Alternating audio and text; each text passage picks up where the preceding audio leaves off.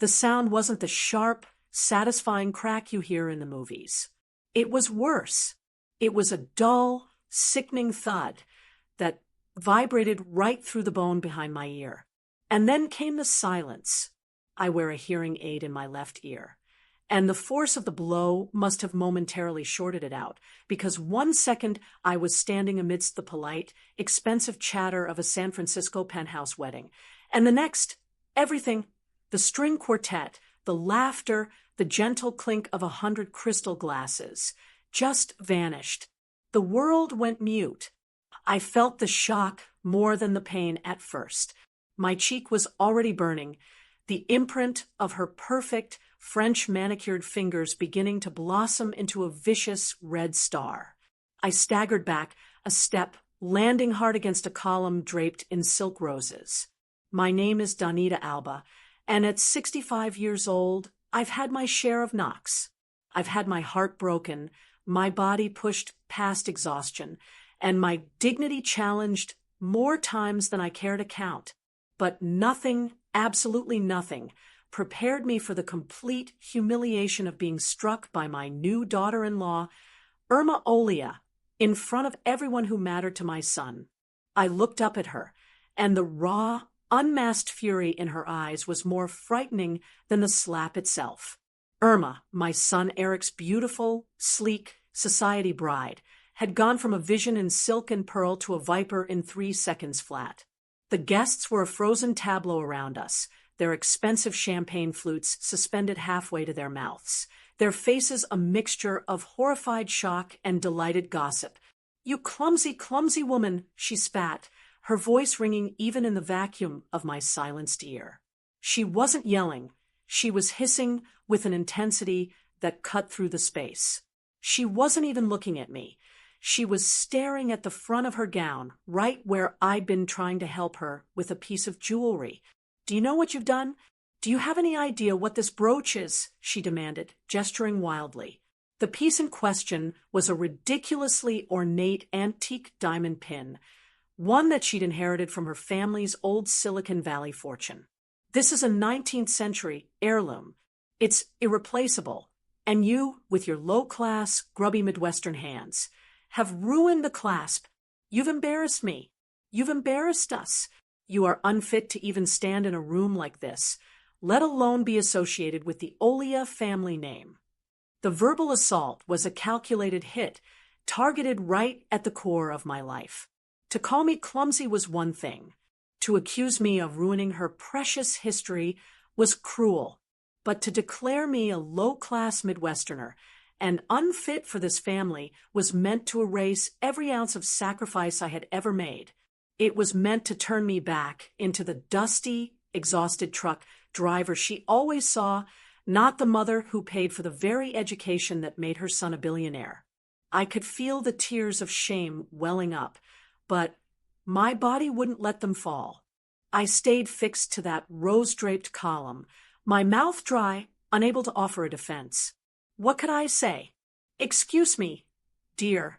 Those grubby hands drove 18-wheelers across America for 20 years so you could have a husband who runs a clean energy company?" The truth felt cheap compared to her glittering lie. And then, through the blurred, silent periphery of my vision, I saw him, Eric Alba, my son. He was moving through the frozen crowd, cutting a path through the sea of tuxedos and gowns. He'd been by the head table, exchanging toasts with the governor. That's the kind of life he led now, but he was moving toward me, and fast. His posture was rigid. He was tall and handsome in his tuxedo, but his face, it was a mask of cold, terrifying stillness. There was no recognizable anger or shock yet, just a blank slate of dangerous stillness. He looked like the world had paused, waiting to see what he would do next. He was my only child, my whole world, the reason for every sleepless night and every mile driven. Now he was walking toward the woman who had just hit his mother, walking toward the woman he had just married, and I had absolutely no idea whose side he would choose. Was the shame I was feeling about to be compounded by his silence, or worse, his defense of his wife? He got closer, close enough that I could see the tiny vein pulsing in his temple. He stopped right behind Erma, who was still hissing her venom at me. And I knew, in that terrifying moment, that this wasn't just a simple wedding dispute. This was the moment of truth that would either save my son's life or destroy it. The slap was just the bell, ringing to start the fight. You need to know why that slap happened. You need to know the lie that led to that moment, and how my son chose my dignity over her diamonds. And you need to know what I was forced to do to make sure the truth finally came out. But first, you have to understand exactly what I gave up for the man who was about to decide my fate. To understand the weight of that silence in the San Francisco ballroom, you have to rewind 30 years and drive east right to the industrial heartland of Detroit, Michigan. I was 35. My husband, bless his soul, was gone 2 years before in a pointless construction accident. I had managed to keep us afloat, working the line at the regional auto plant. It was honest work, hot and loud, but it came with a pension, health insurance, and a promise that if I put in my time, my son, Eric, would have a chance. That promise evaporated overnight. The year was 1995. One Tuesday morning, the supervisors walked in, read a 2-minute memo, and just like that, the plant was shuttered, closed, gone overseas. I walked out with a final paycheck, a box of personal effects, and a stack of paperwork explaining that due to financial restructuring, my pension was drastically cut. Gone. The years of sweating, repetitive labor, the noise that had permanently dimmed my hearing, all for a retirement fund that wouldn't cover a year's rent. Eric was 15 then, a brilliant kid with his nose stuck in books about circuit boards and alternative fuels. I looked at his future. And then I looked at my paltry severance, and I knew working locally, taking a job cleaning offices or stocking shelves, would never generate the money needed for a proper college education. Not for a boy who needed to go to Caltech, not State U. I had to go where the money was. I had to go on the road. I swallowed my fear, used the last of my savings for training, and got my commercial driver's license. I became a long-haul trucker. Don't let anyone tell you it's an easy job, especially not for a woman alone. My rig was my home, a big, rumbling steel box named the Sentinel. For the next 20 years, the Sentinel and I crisscrossed this country, from the bustling ports of the Northeast to the endless plains of the Midwest, hauling everything from tractor parts to perishable freight. The schedule was brutal, 14 hours on, 10 hours off, mandated by law, but often stretching further when you were hustling for a good contract. I slept in truck stops where the coffee tasted like stale grease, and the noise of idling engines never truly stopped. My body became a map of chronic pain, a low ache in my back from thousands of hours in the seat, and a permanent stiffness in my knees from cranking the heavy dollies to hook up a trailer. The loneliness was the worst part. Eric stayed with my cousin back in Detroit so he could finish high school, and our connection was reduced to static-filled phone calls from payphones and quick text messages during mandated rest stops. I missed his high school graduation. I saw his prom date in a blurry photo on a postcard. Every mile felt like a mile further away from the only person who mattered. But the real sacrifice, the physical symbol of all that labor, was my hands. When I was young, my hands were capable. They were used to changing spark plugs and kneading dough. But after 20 years of hauling heavy brake lines, strapping down cargo chains, and gripping the steering wheel for hours in the blinding sun, they became something else entirely. They are my road map of sacrifice. They are perpetually rough, the skin thick and resistant, crisscrossed with tiny scars from snags and splinters. They are permanently stained by diesel and hydraulic fluid, a color that soap can never quite remove. The knuckles are swollen and a little misshapen from the cold and the constant jarring vibration. These were the hands Erma had just called grubby and low class. But those hands, those rough, diesel-stained hands, were the ones that meticulously managed the logistics, the fuel costs, and the maintenance schedules. Those hands earned every dime that went into Eric's education trust fund. Those hands didn't just drive trucks, they drove a genius to his destiny. Eric knew it, too. He never took it for granted. When he came home from his first semester at MIT, he didn't talk about parties or grades. He talked about finding a solution to the world's reliance on old fuels. He would sit with me at the kitchen table, his face alight with ideas, and he would hold my aching hands. "Don't worry, Mom," he promised me one evening, his eyes full of conviction. "Just a few more years. I'm going to invent something clean and brilliant. I'm going to make enough money to buy the Sentinel and park it in a museum, and you will never, ever have to work again." He kept that promise. His invention wasn't a computer app. It was a groundbreaking, ethical process for extracting rare earth elements needed for high-capacity, green energy batteries. His company, based in San Francisco, California, the epicenter of innovation and wealth, exploded into success. He didn't just become rich. He became a respected industry leader overnight. The first thing he did was liquidate all my debt. The second thing he did was fly me out permanently to live in his gleaming, enormous penthouse apartment overlooking the entire bay. The view was spectacular. The apartment was spotless, polished white marble, silent automatic appliances. A kitchen I was afraid to touch. There were staff to handle everything: cooking, cleaning, maintenance. And that's when the new, silent torture began. My entire life I had been doing, fixing, driving, lifting, building. In that silent, cold monument to success, my hands felt completely useless.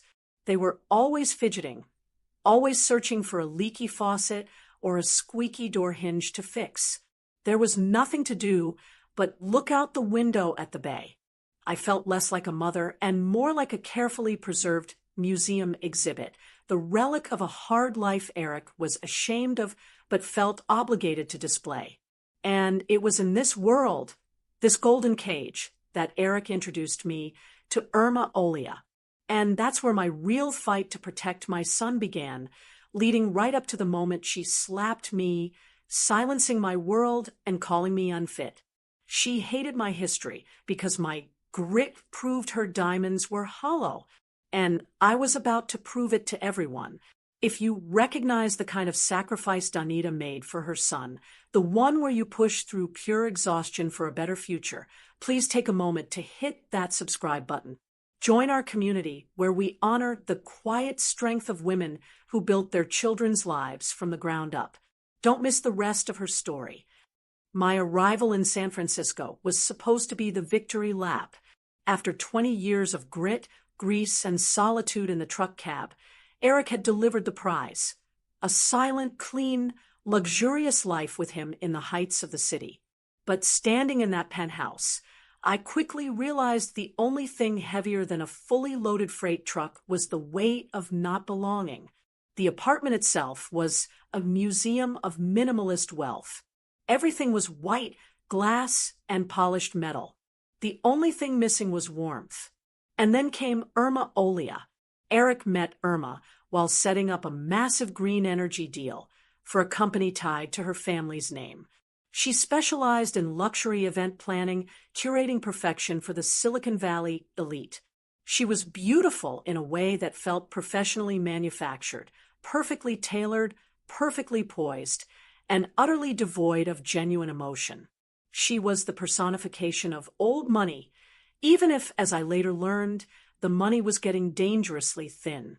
From the first moment, she treated me less like a future mother-in-law and more like a potentially flawed relic Eric had brought home from the Midwest. Her cruelty wasn't loud or aggressive. It was subtle, persistent, and cutting, the kind of behavior that makes you feel insane for even being offended. It started with small corrections. I'd offer to run to the grocery store, and she'd smile thinly. "Donita, darling, we don't run errands here." We have the personal concierge handle those details. I mentioned grabbing a bottle of Merlot from the dining room table, and she corrected me. Oh, Donita, we don't tote wine. We cellar it. Her most effective weapon was criticizing my clothes. My life on the road demanded practicality. Durable jeans, flannel shirts, and boots. When Eric bought me a new wardrobe, sleek, expensive silks, and cashmere, I felt ridiculous. I kept going back to my comfortable clothes. Erma would eye me up and down. Your clothing choices, while certainly practical, simply don't translate to this environment, dear. We're trying to build a brand, not fix a carburetor. That word, practical, always stung. She used it like it was a contagious disease. The worst moments were always when my hands got involved. My natural instinct is to patch and repair. I can't stand waste or inefficiency. One evening, Eric was working late, and a magnificent vintage Tiffany lamp that stood in the sitting room started dripping water. It was an antique, worth more than my first home. I instinctively reached for a wrench and a rag, figuring it was a simple leak in the base. Erma glided into the room, just as I had the base twisted open. She froze. Her eyes went wide, not with fear for the antique, but with disdain for me. "What are you doing?" she hissed, snatching the wrench from my hand. "Donita, please, don't touch that. We don't fix things here. We call the specialist. You could damage the patina. That lamp is an heirloom, not a truck part." She didn't care about the lamp. She cared that my trucker hands, the hands that built her future husband's dignity, were touching her status symbol. She called her maintenance crew at 10 p.m. to tell them about the incident, and they showed up in suits. As she lectured me about knowing your place and how my instincts were incompatible with Eric's elite world, I felt a familiar, creeping shame. I felt like I was back in the Detroit plant watching the pension fund vanish because the management decided my kind of honest labor wasn't valuable anymore. Eric, bless his heart, didn't see the poison. He was so busy, so successful, so blinded by Erma's social graces and the doors her name opened, that he genuinely believed she was good for him. He saw her as the final piece of his success puzzle, a wife who matched his San Francisco status. He'd stand between us, smoothing things over. "Mom, it's just a lamp." "Erma, Mom means well." But his words always defended her choice of status over my emotional comfort. The distance between us grew with every subtle slight. I watched my brilliant, good son start to prioritize Erma's acceptance, her cold white marble world, over the gritty, loving honesty that built him. This constant, subtle warfare was the pre-climax to the wedding. I knew Eric was marrying a person who despised the very foundation of his success. I knew I couldn't stop the wedding, but what I discovered right before the ceremony, a secret so toxic it made Erma's verbal slights look like child's play, forced me to make a terrifying choice. I had to blow up the wedding, and I knew exactly how to make sure the explosion saved my son, even if it destroyed me first. That diamond brooch and her precious dignity were about to be put on a crash course with my Midwestern practicality. The air in the penthouse was thick with the scent of lilies and impending disaster. The wedding was 3 days away, and the final fittings, the last-minute seating charts, and the endless stream of caterers and florists meant Erma was operating at peak arrogance. This was when she was most brittle, most concerned with the flawless veneer of her status. And this was exactly when I found the proof. I hadn't been looking for trouble. Honestly, I was just looking for a strong cup of coffee. I had woken up early, unable to sleep, and quietly went down to Eric's home office. He kept his printer tucked away in a cabinet beneath a large, unused drafting table. When I pulled out the printer tray, a sheet of paper that must have gotten stuck on the rollers finally popped loose. It wasn't a wedding plan. It was a private email chain between Erma and her family's longtime financial manager in Switzerland. I read it once, and then I read it again, the words, in simple, dry financial language, hitting me harder than any freight train ever could. The Olia family fortune was not just thin, it was bankrupt. Her father's company hadn't dissolved gracefully. It was being sued by investors and was facing a total collapse. The antique inheritance, the old money Erma flaunted, was vapor. The emails spelled out the plan in chilling detail. Erma was marrying Eric not for love, but for access. Her plan was to stay married just long enough to execute a high-level transfer of shares related to Eric's green energy technology patents, the brilliant, ethical work he had poured his life into, to a shell company her family controlled. Once the transfer was complete, they would orchestrate a quiet divorce. She wasn't marrying him. She was using him as a temporary bridge to solvency. The timeline was aggressive, too. 6 to 8 months, max. My hands, the hands that could diagnose a cracked engine block just by the sound, began to tremble. This wasn't just a snob disrespecting me. This was a thief plotting to dismantle the legacy I had nearly killed myself to build. This was a direct, lethal threat to my son's life's work and his reputation. I thought about going to Eric right then, but I immediately dismissed the idea. He was too deep. He was too blinded by the prestige and the lie Erma had so meticulously constructed. A private argument would be messy. She would deny it. She would weep. She would frame it as a misunderstanding. And she would accuse me, the low-class Midwesterner, of fabricating the entire thing out of jealousy. He would have been heartbroken, but he would have believed her. And the marriage would have gone ahead in secret bitterness. That was the moment I realized what I had to do. I had spent 20 years driving the Sentinel. I knew how to plan a route, how to manage risk, and how to execute a mission under pressure. This required a public, irreversible explosion of truth. I had to create a situation so volatile that Erma's true, vicious character would be exposed alongside her deceit, forcing Eric to see the reality for himself. I had to save his dignity by sacrificing my own. I quietly secured the printout of the email thread. I folded it multiple times until it was a small, manageable square, and I tucked it deep into the inner pocket of my dress. This was the irrefutable evidence, my detonation device. Then came the intentional setup. I knew Erma's greatest weakness was her paranoia about status and theft, specifically the antique diamond brooch she was to wear on her wedding day. It was the last, most significant piece of jewelry she technically still owned. On the day of the reception, everyone was buzzing around the bride. Erma was on the side of the ballroom, preening for a few society photographers, wearing the ridiculous heirloom pinned high on her gown. I saw my opportunity. Erma had a young, harried attendant trying to make a slight adjustment to the heavy brooch just as a waiter passed by with a tray of iced tea.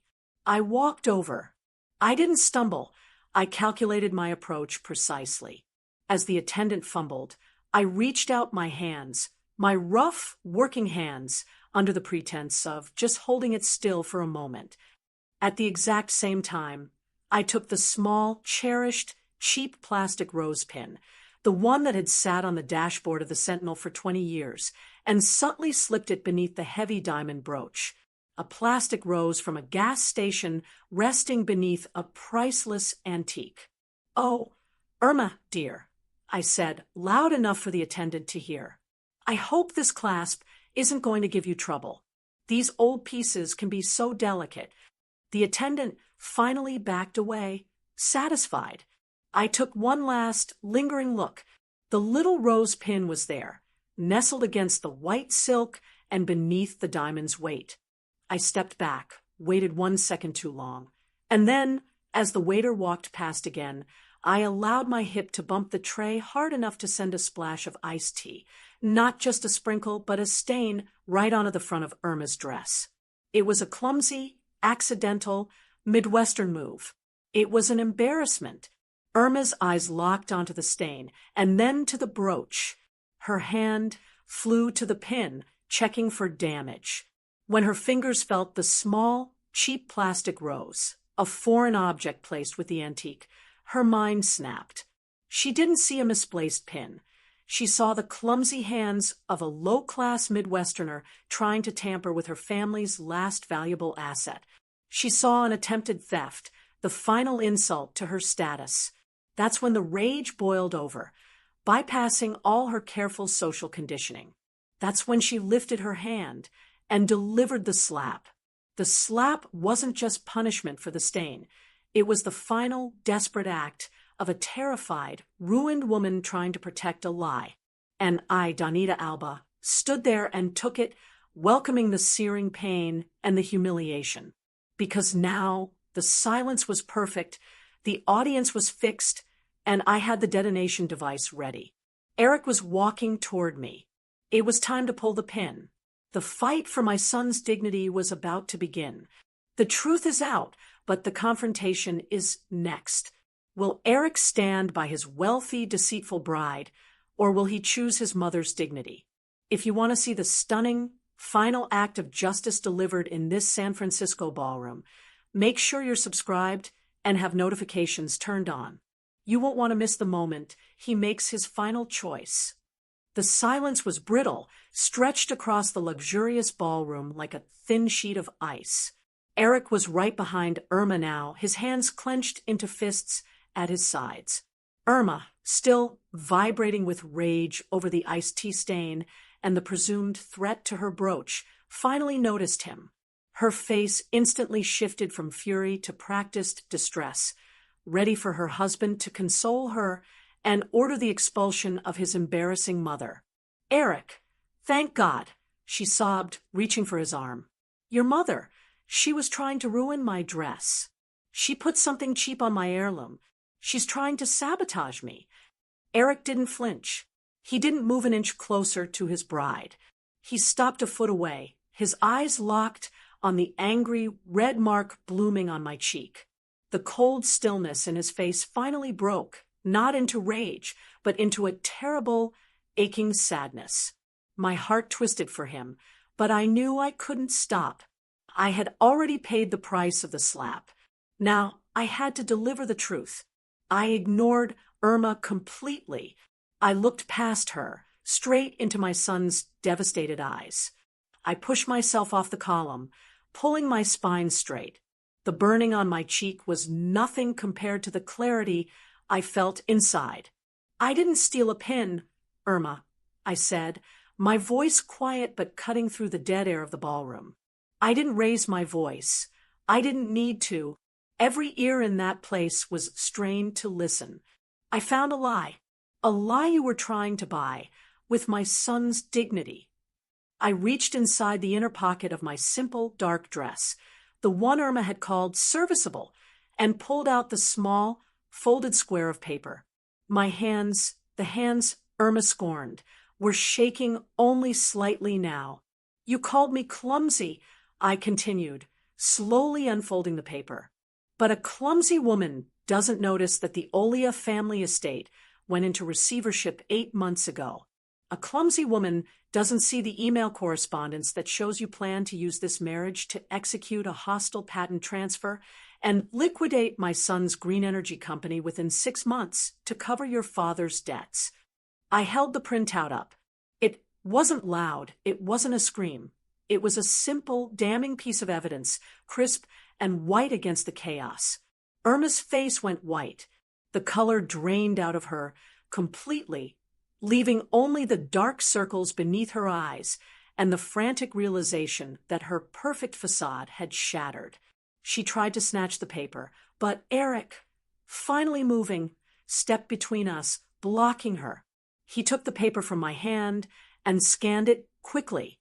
I watched his face as he absorbed the language, the patent numbers, the transfer dates, the cold, financial motive for his marriage. It was worse than I thought. He hadn't just been deceived. He had been the target of a hostile corporate takeover disguised as romance. Eric looked from the paper to Erma and then back to my cheek. He let the paper drop to the polished floor. It was the only sound in the room besides the rapid, shallow breathing of the guests. He didn't yell. He didn't rage. He turned, looking over the hundreds of rich, gaping faces.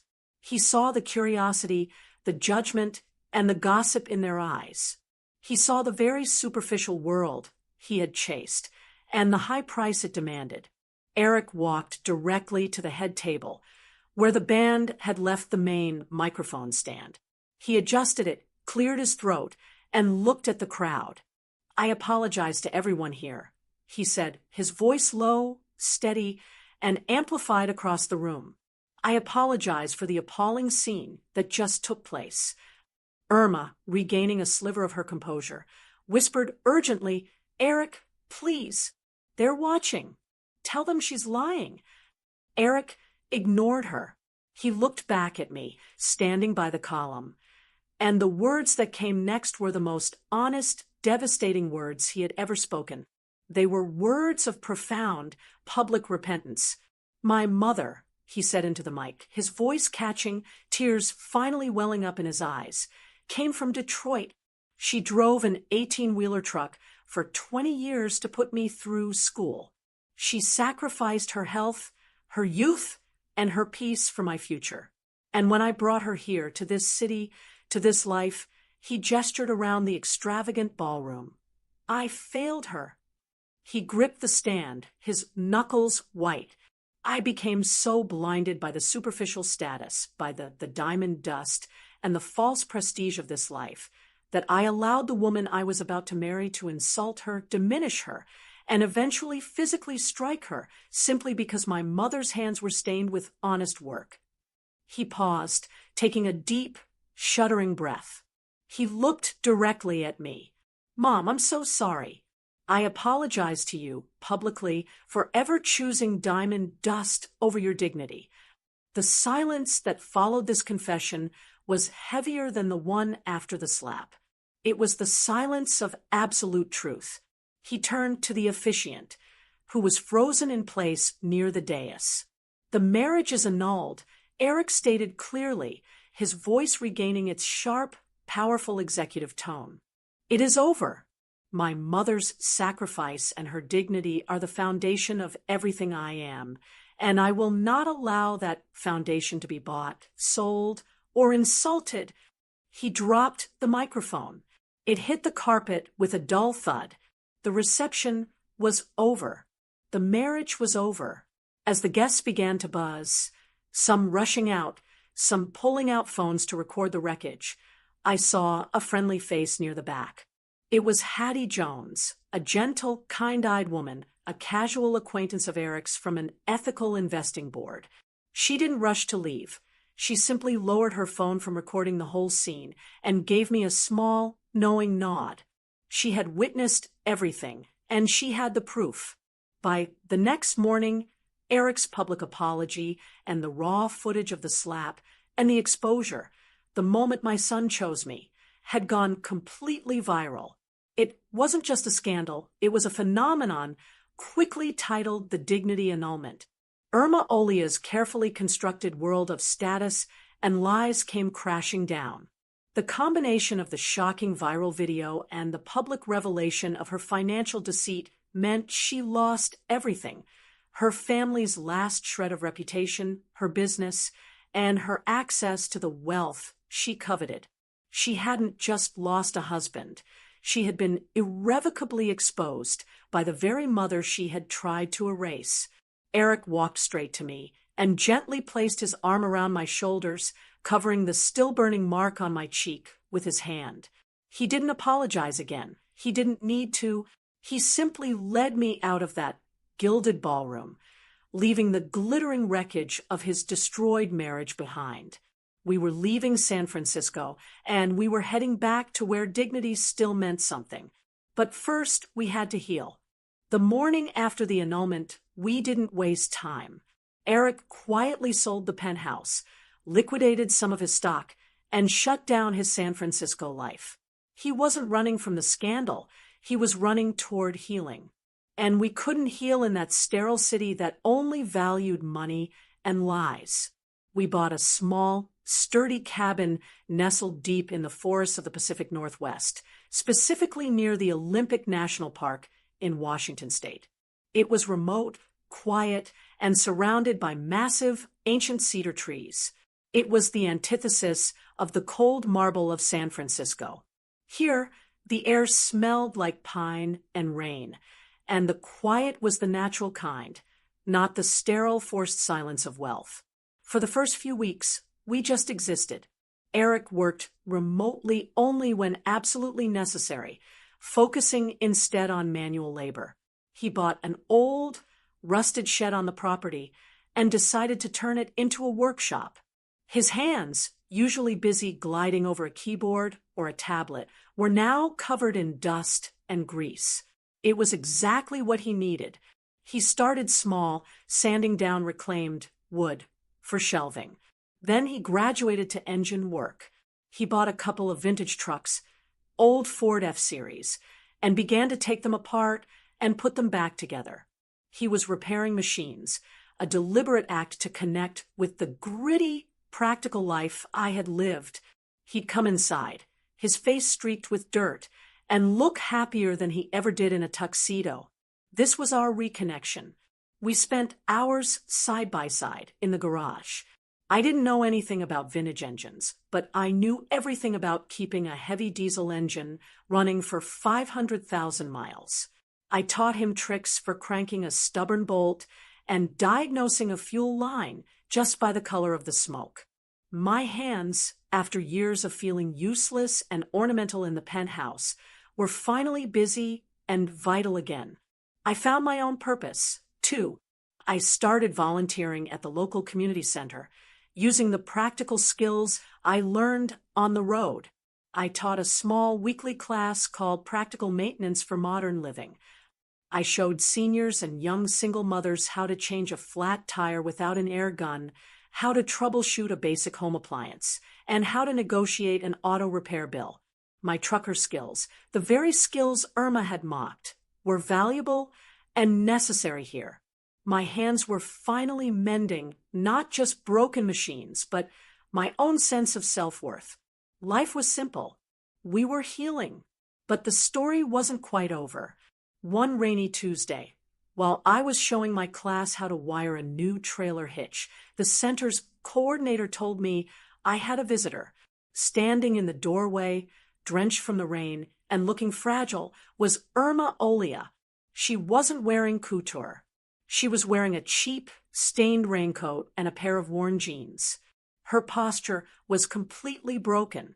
All the armor of her status was gone.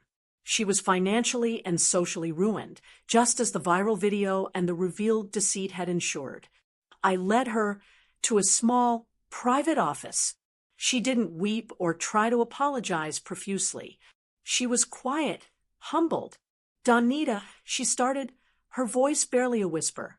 I'm working now, in the food bank kitchen back in San Francisco, washing dishes, trying to pay off some of the smaller debts. She looked at her hands, which were now red and raw from industrial detergent, not from honest labor, but from the desperate, endless scrubbing. She didn't ask for money or forgiveness. She came for something else entirely. "I saw your name on a little trucking community message board. Of all places," she confessed. "You're teaching practical skills. You're fixing things." She looked back at me, her eyes pleading. "My father's old pickup truck is parked in storage. It's been broken down for years. I can't afford to pay anyone to touch it. I need to sell it, but it has to run first." She took a deep breath. "Donita, I don't need charity. I need to work, and I need to learn. I need to know what it feels like to make something useful. Please, will you teach me how to fix that old engine? I want to feel the weight of honest labor that you told Eric about. I want to learn the value of a hand that mends."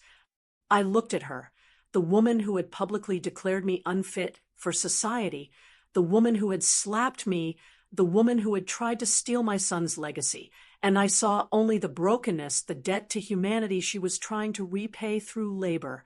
She wasn't asking for food. She was asking for redemption through work. I thought of my hands, the hands that built a destiny. I thought of Eric and his choice to value dignity over diamonds. It's going to be greasy, hard, and frustrating work. Erma, I said, my voice gentle. You'll ruin those nails. Good, she replied simply. Bring the truck here next month. I told her. We'll start with the oil pan. And if you're serious about this, you'll be teaching your own class on basic repairs within a year. I made her a promise, not of friendship, but of work. I would teach her the value of the diner fork, the honest, gritty reality that she had once so utterly despised. It was the most profound act of forgiveness I could offer, the chance to build a soul through sweat and honest effort. Months later, the air in the workshop was thick with the scent of oil, metal, and honest effort. Eric and I were side by side, leaning over the open hood of a massive old logging truck he picked up. He was tightening a piston head, his face smudged with grease. He looked more content than he ever did signing a multi-million-dollar contract. She's almost purring, Mom, he said, wiping his brow with the back of his hand. His hands, though long and clean compared to mine, were now acquiring the faint, permanent staining of a mechanic's work. She will be when you remember to check the tension on that serpentine belt. I chuckled, nudging him gently. We had found our rhythm again. Away from the cold silence of San Francisco, we found peace in the noise of turning wrenches and the satisfaction of fixing something tangible. We had successfully rewired our relationship from one of distant admiration, his, and quiet martyrdom, mine, to one of working partnership. It was then I realized it was time for the final closure, the final gift. I reached into the pocket of my overalls and pulled out a small, worn, maroon logbook. It was the only thing I had kept from my 20 years on the road. It wasn't full of philosophical thoughts or grand lessons. It was a precise ledger, documenting every single mile I had driven in the Sentinel, every route, every fuel stop, every expense, meticulously recorded to ensure not a penny was wasted on his college fund.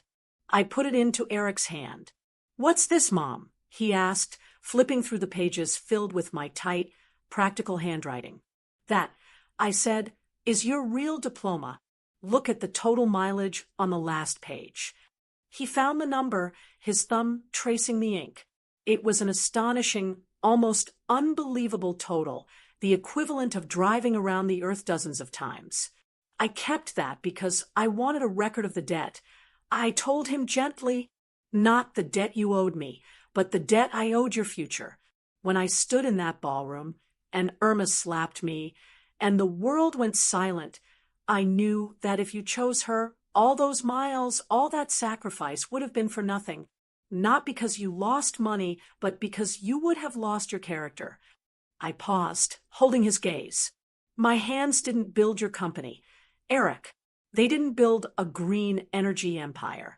They built the moral foundation, the character that allowed you to value integrity over a lie. They built the soul that made you stand up and choose dignity over diamonds. That is the true legacy of the diner fork." Eric closed the logbook slowly.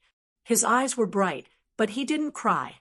He came to the working engine, and instead of kissing my hands like the sun in the original story, he took my small, scarred hands, the hands that had suffered the slap, and placed them directly on the warm, vibrating metal of the truck's engine block. "They didn't just build the soul, Mom," he said, his voice husky.